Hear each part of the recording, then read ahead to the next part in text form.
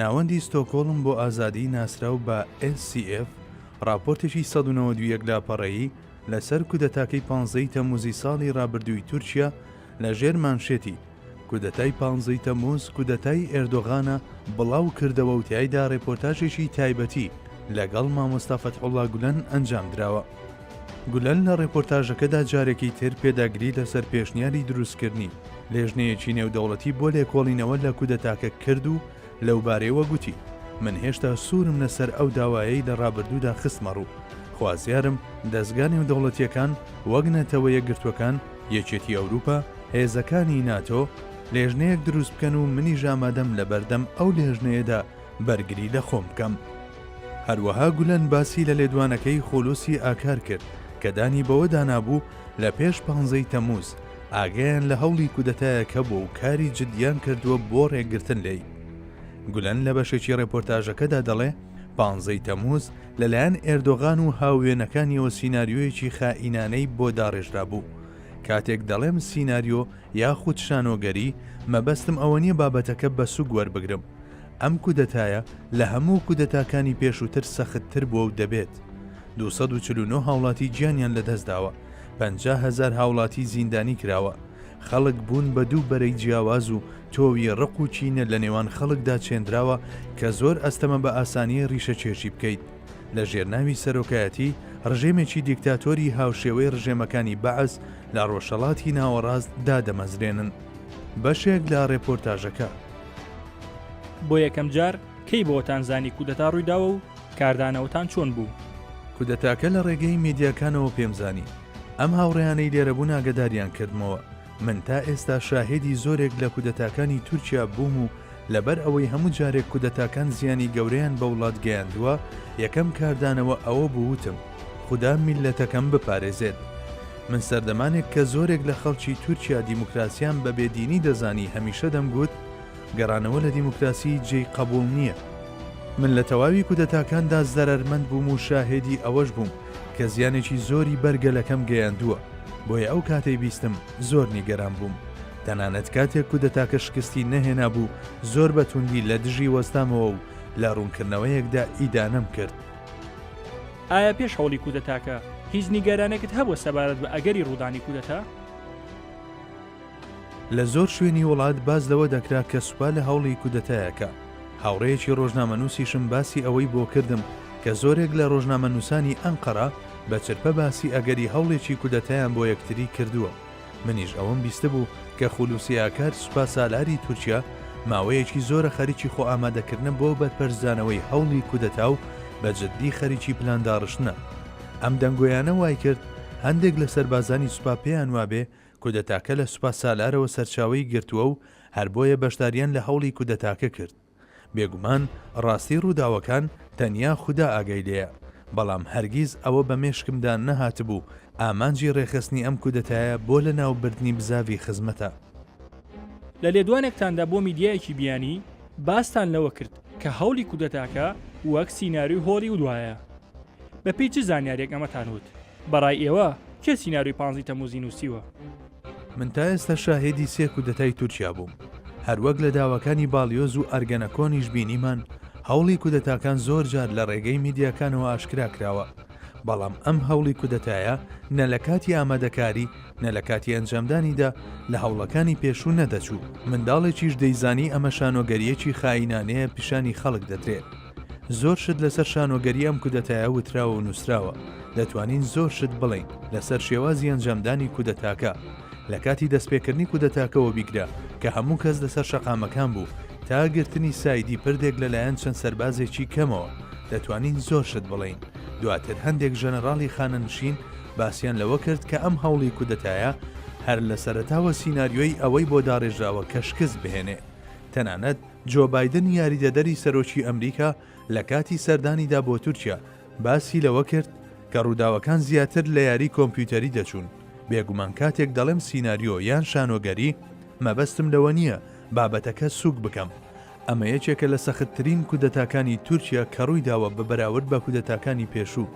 249 هاوڵاتی گیانیان لەدەستداوە و زیاتر لە 50,000 هاوڵاتی زیندانی کراون. هەموو ڕۆژێک گوێمان لەستەم دیدە و بوونی دەیان هەزار هاوڵاتی دەبێت و زانکۆ و خوێندنگەکان داخران و دەست گیرا بەسەر هەزاران کۆمپانیادا. تورکیا هێواش لە ڕێچکەی دیموکراسی خۆی دوورکەوتەوە و لە نێوان خەڵکدا تۆڕی ڕخوچی نەچێنراوە کە ئەستەمەوە زۆڕیشە چێش بکرێت. لە ژێرناوی سەرۆکایەتیدا وڵات بەرەو ڕژێمێکی دیکتاتۆری هاوشێوەی ڕژێمەکانی بەعەز دەبرێت لە ڕۆژهەڵاتی ناوەڕاستدا. ئێردۆغان ماوەیەکی زۆر بوو هەوڵی دەدا بزاوی خزمەت لە ڕێگەی دادگاکانەوە لەناو ببات و سەرەڕای هەموو فشارەکانی لەم کارەیدا سەرکەوتوو نەبوو، هەر بۆیە پەنای بردە بەر هەوڵێکی لەم جۆرە. گەربیرتان بێ لە ڕابردوودا لە ڕێگەی چەند پۆلیس و داواکارێکی گشتیەوە هەوڵی دابزاوی خزمەت لە هەموو دنیادا بە تیرۆریست بناسێنێت و ئەم نیەتەشی بە ئاشکرا بۆ هەمووان دەرکاند. بەڵام لەبەرەوەی هاوسۆزانی بزاڤەکە خۆیان لەوەش بە دوور دەگرن کە پێ بە مێرولەیەکیشدا بنێن و ناچنە سەر شەقامەکان و هەرگیز شەکیان هەڵ نەگرتووە لە ڕێگەی یاساوە ئەستەم بوو مەرامێکی وەهای بۆ بچێتە سەر. هەر بۆیە لە ڕێگەی ئەم هەوڵەیەوە ویستی ئەوە پیشان بدات کە هاوسۆزانی بزاڤەکە کەسانێکی دەست بەچەکن و بەم هۆیشەوە زەمینەی بۆ سیستەمە دیکتاتۆریەکەی خۆی خۆش کرد. تا ئێستا نەیتوانیوە دەستگانی و دەوڵەتەکان قەناعەت پێ بکە، بەڵام لە ناوخۆی وڵاتدا بەهۆی کۆنتڕۆلکردنی میدیاکانەوە توانی هاوڵاتیانی تورکیا بکات بە دوژمنی بزاوی خزمەت. دواتر لەم ڕێگەیەوە هەڵمەتێکی گەورەی پاکتاوکردنی بزاوی خزمەت و نێیارانی دەست پێ کرد.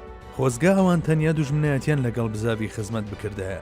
بناماکانی دەوڵەت هەڵۆشێنراونەتەوە و داهاتووی تورکیا ڕەش کراوەتەوە و دەیان هەزار مێشکی پێگەیشت و کە وڵاتی خۆی و گەلەکەی خۆش دەبێت. ئێستا یان لە زیندانە یان بە ناچاری ڕای کردووە بۆ دەرەوەی وڵات. بە کورتی 15 تەمموز سیناریۆیەکی خائینانە بوو لەلایەن ئێردۆغان و هاوێنەکانیەوە دروست کرابوو. دەڵێن هاوسۆزانی بزافی خزمەت خۆیان خزاندۆتە نێو هەموو جونگەکانی دەسەڵاتەوە بۆ ئەوەی دەست بگرن بەسەر دەسەڵاتدا. ئایا بزافی خزمەت ئامانجێکی لەو شێوەی هەیە؟ خۆخزاندن، دەستگرتن، دزەکردن، ئەمانە قسەگەلێکی ناشرینن. بزاوی خزمەت هەمیشە بایەخی بە پەروەردەداوە و زۆر مرۆڤی باش و خاوەن زانست و بەڕەوشتی پەروەردە کردووە و ئاگەیان لەو سەردەمەیە کە تێیدا دەژین. کەسانێکی بەوەفان و هەمیشە فێری خۆفیداکردنی کردوون لە پێناو کۆمەلگاکەیاندا. لە بزاوی خزمەتدا کاری خۆبەخشی بنەمایە و ئەم جۆرە بانگەشانە لە مێژەوە باسی لێوە دەکرێت. منیش هەموو جارێک گوتومە گەر ڕۆڵەکانی گەل بچنە شوێنێک بە توانای خۆیان و شایستەیی ئەو شوێنە بن، ئەوە بەوە ناوترێت دزەکردن یاخود خۆتێخزاندن. چەندین جار ئاماژەم بەمە کردووە لە ڕێپۆرتاژ و دیمانەکاندا. ئێستا شەمان بیر و ڕام هەیە چوونی ڕۆڵەکانی گەل بۆ شوێنێک کە شایستە بن پێی ناوترێت دزەکردن و ئەمە مافێکی ڕەوای خۆیانە. زۆرێک لەو کەسانی منداڵەکانیان بۆ ناو دەستگاکانی بزاوی خزمەت نردووە لە زانکۆ و خوێندنگەکان، دواتر توانیویانە بچنە ناو سوپا و هێزەکانی پۆلیس. هەر کەسێک لە ناو خزمەتدا پەروەردە بوو بێ باوەڕی بە خۆشەویستی و ئاشتی و دیالۆگ و بەها گەردونیەکان هەیە. ئەمە شتێک نییە بتوانی دڕەخنەی لێ بگری، بەڵام بوونی ئەم جۆرە مرۆڤانە لە ناو سوپا و هێزەکانی پۆلیس هەردەم کەسانێکی بێزار کردووە. هەر بۆیە ئەم نیگەرانی هەندێک کەس لە 3 تا 5 ساڵی ڕابردوو وای کرد زۆرێک لەو هاوڵاتیانە دووچاری ڕاگواستن و دوورخستنەوە ببن. من نازانم ئەوانەی لە ناو سوپا و هێزەکانی پۆلیس و داواکاری گشتی و دادوەری دادگاکان کە لە کارەکانیان دوور خراونەتەوە چەندێک هاوسۆز بوون لەگەڵ بزاوی خزمەت. من زۆرێک لەوانەی هاوسۆزی بزاوی خزمەتن ناناسم. خۆ ئێمە تۆماری هاوسۆزان و ئەندامانمان لا نییە و سەرژمێریمان بۆ نەکردوون و تۆماریان نییە. لە ڕێگەی ئێوەوە دووپاتی دەکەمەوە هەر کەسێک هاوسۆزی بزاوی خزمەت بوو بێت و لە هەوڵی کودەتاکەدا بەشدار بوو بێ، ئەوە خیانەتی لە بنەما و بەهاکانی بزاوەکە کردووە. ئێوە لە سەرەتاوە باستان لە پێویستی دروستکردنی لیژنەیەکی نێودەوڵەتی کرد. ئاماچان چی بوو لەمە؟ پاشان راپۆرتی دەستگا هەواڵگریەکان بڵاوبیەوە. ئایا ئەو راپۆرتانە خواستەکەی ئێوەی تا چەند هێناوەتە دی؟ نەخێر، بەجێی نەهێنا. من دوای شانۆگەری کودەتاکە باسم لەوە کرد. من هێشتا پێداگری دەکەم لەسەر دروستکردنی. من ئامانجم ئەوە بوو دەستگا نێودەوڵەتیەکان هاوشێوەی نەتەوە یەکگرتوەکان و یەکێتی ئەوروپا و هێزەکانی ناتۆ لێژنەیەکی سەربەخۆ پێک بهێنن. منیش ئامادەم لەو لێژنەیە بەرگری لە خۆم بکەم. هەروەها ئەوەشم گوت کە ئەو لێژنەیە هەرچی بڕیارێک بدات قبولمە هەر لە ئێستاوە. بەڵام ئاکەپە و ئێردۆغان خۆیان لە قەرەی ئەو داوایی من نەدا. واز لە دروستکردنی لێژنەی نێودەوڵەتی بهێنە لە پەرلەمانی تورکیا. لێژنەیەکی لێکۆڵینەوە لە کودەتاکە سەرەتا بە دەنجی ئاکەپە ڕەت کرایەوە. دوای چەند مانگێک لە فشار خۆتان بینیتان کە لێژنەکەی پەرلەمانی تورکیا چۆنچۆنی دروست بوو. هەروەها چۆنچۆنی کارەکانی برد بەڕێوە. زۆرێک لەوانەی ڕۆڵی سەرچیان هەبوو لە سیناریۆی کودەتاکە تەنەزولیان نەکرد بێنە بەردەم لێژنەکە و وەڵامی پرسیارەکان بدەنەوە. ئەگەرچی راپۆرتێکی وڵاتانی بەهێزی وەک ئەمریکا و ئەڵمانیا و ئینگلتەرا لە ڕووی دەستگای هەواڵگریەوە باز لەوە دەکەن کە هیچ بەڵگەیەکی بەرجەستە لەسەر تێوەگلانی بزاوی خزمەت لە کودەتاکە بەدی نەکراوە و ئەمەش تا ڕادەیەک بێگوناهی هاوسۆزانی بزاوی خزمەت دەسەلمێنێ، بەڵام هێندە بەز نییە لەبەر ئەوەی لە تورکیادا کاردانەوەیەکی ئەرێنی بە دوای خۆیدا نەهێنا. من پشتگیری ئەوە دەکەم بابەتەکە بە شێوەیەکی گشتگیر هەڵبسەنجێنرێ.